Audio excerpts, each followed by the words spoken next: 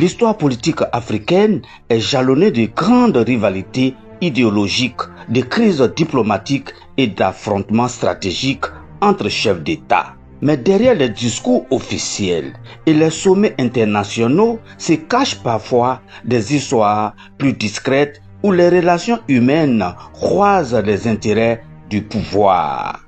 Parmi les récits les plus fracassants de l'Afrique des indépendances figure celui que certains observateurs ont surnommé la rose présidentielle. Au centre de cette histoire apparaît le nom de Ralou Miloyani, une femme réputée pour sa beauté et son élégance, dont le souvenir demeure associé à plusieurs récits de l'époque. Entre Abidjan et Conakry, les relations deviennent progressivement marquées par la méfiance, les désaccords politiques et les accusations réciproques.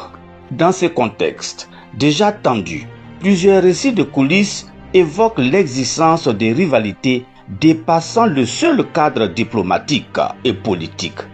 Diplomates anciens, responsables et témoins de l'époque ont souvent alimenté ces conversations qui ont traversé les décennies sans jamais disparaître complètement.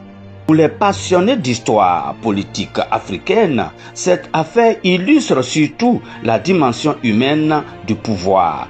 Derrière les chefs d'État se trouvent aussi des hommes, des femmes, des ambitions, des passions et parfois des blessures personnelles.